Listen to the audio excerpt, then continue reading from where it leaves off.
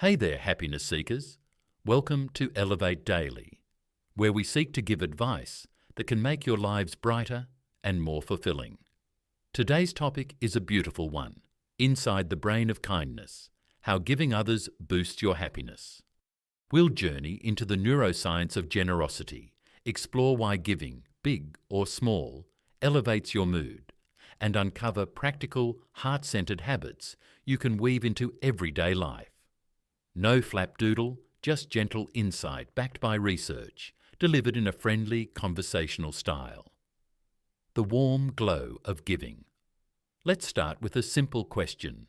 Have you ever helped someone, a friend, stranger, or family member, and felt unexpectedly uplifted afterward?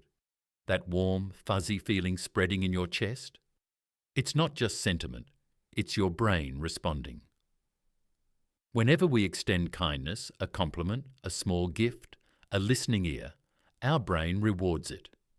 Neurochemical messengers like dopamine and oxytocin light up, signaling connection, purpose, and belonging. Even tiny acts, a kind comment, a gift card, or holding the door, can trigger this biological uplift. In other words, kindness feeds both others and ourselves. The science behind the helper's high. This uplifting surge is often called the helper's high. You might have heard it on podcasts or wellness pages, but the effect is real. Researchers have found that giving prompts the release of endorphins, our brain's natural feel-good drugs, reducing stress and creating a mild euphoria. Other studies show that people who volunteer or engage in altruistic behaviour report higher life satisfaction and lower depression. Even physiological measures like blood pressure and stress hormone levels tend to shift in a healthier direction. In essence, being kind is not only kind to others, it's kind to your own brain and body. Why we give, the purpose and connection equation. What drives us to give at a deeper level? There are a few core motivations. Purpose. Giving gives us a reason bigger than ourselves. When you contribute, no matter how small, you feel part of something meaningful. Social connection. Humans are wired to bond. Kind acts reinforce social trust and belonging. A friendly gesture creates ripples beyond our immediate interaction. Identity. Seeing yourself as a caring, generous person reinforces self-esteem. Over time, these repeated acts internalize kindness as part of who you are. So it's not just a one-off feeling. Kindness reshapes your identity and emotional ecosystem. The ripple effects of generosity kindness often travels farther than we expect. Have you ever complimented someone and watched them brighten up and pay it forward? Scientists call this emotional contagion. Just as a yawn can spread in a room, good feelings can ripple. This effect isn't trivial. Research shows communities with high mutual trust and generosity report lower anxiety and higher resilience. In short, kindness doesn't just improve your mood, it contributes to a healthier social environment for everyone. Everyday kindness, big or small. Now, we don't need grand gestures. In fact, research supports that consistency beats intensity. It's not about donating your savings, though that's beautiful. It's about small, meaningful acts that align with your capacity and values. Here are some ideas. Send a gratitude note to a friend or colleague. Leave a kind review for a local business or creator. Donate unused items to a local shelter. Pay for the next person's coffee, if that's in your financial comfort zone. Offer help. Carry groceries, return a lost item, open a door. Often, the ripple effect begins not with a loud announcement, but a quiet, heartfelt gesture. The Science of Small Acts 1 study tracked workplace behaviours. Employees instructed to do 5 acts of kindness over a week reported major boosts in well-being, even weeks later.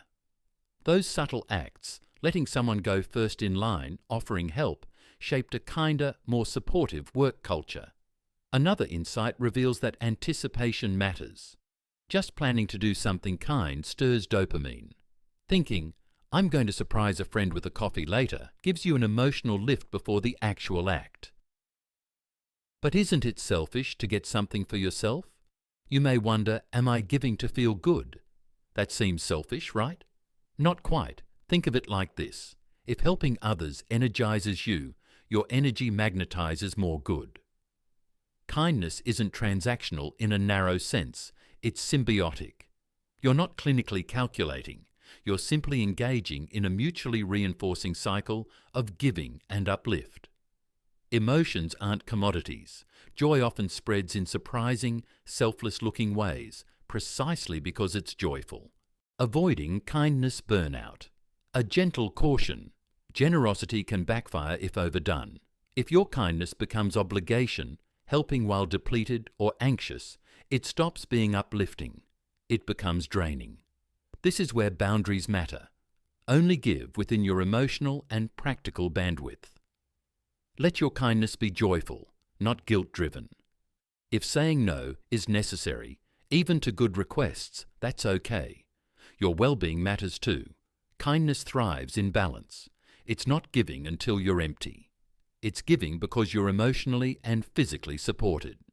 Cultivating a kindness habit. Want to grow a lasting practice of kindness? Try these. Set a weekly intention. Note one act of kindness you'll carry out. Keep a kindness journal. Record small acts and how they made you feel. Mix it up with different recipients. Someone close, someone distant, someone anonymous. Pair kindness with routine. E.g., while making morning tea, send one intention of chill, pay it forward energy. Take note of timing. Acts done when you're calm often yield more internal uplift than when stressed or angry.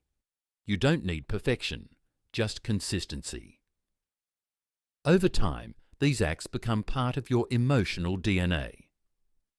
What happens? When systems are generous, kindness doesn't stop at individuals. It extends into how societies function. Countries with strong welfare systems, public services, or culture-based giving tend to have lower anxiety and higher life satisfaction.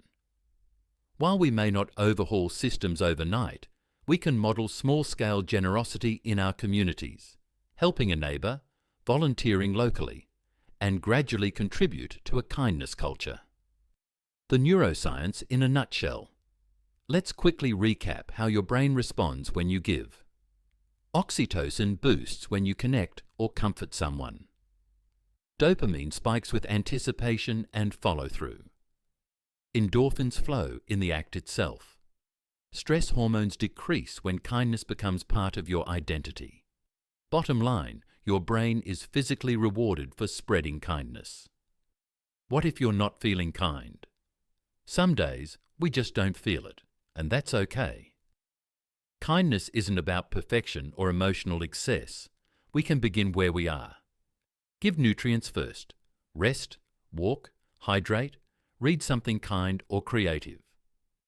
Be kind to yourself. A friendly gesture inwardly can prime the system outwardly later. Notice small opportunities, listening to someone vent, pausing for breath, offering a gentle smile. Kindness is a muscle. Strength begins by noticing, not forcing. Your kindness challenge. Here's your gentle challenge for the week. Choose one act of kindness, big or small, that feels authentically you. Try it within the next 24 hours.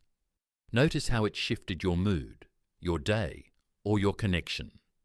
And just as importantly, notice what felt easier than expected. After that, reflect. What did that moment of giving teach you about yourself? Was it more energizing than you thought? Did it open a door? I would love to hear from you. What kindness act are you planning or have just done? What felt surprisingly uplifting, or maybe unexpectedly challenging? How did the person receiving it respond? Or how did it ripple around you? Drop your experiences in the comments below. Every act matters, and your stories might inspire others in this kindness community. Thank you for spending this time exploring the inside of the brain of kindness with me.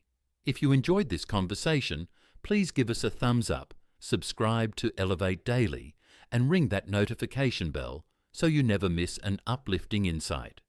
Until next time, stay gentle with yourself, keep lending your heart, and remember, in giving you grow, and the world becomes a kinder place, one moment at a time.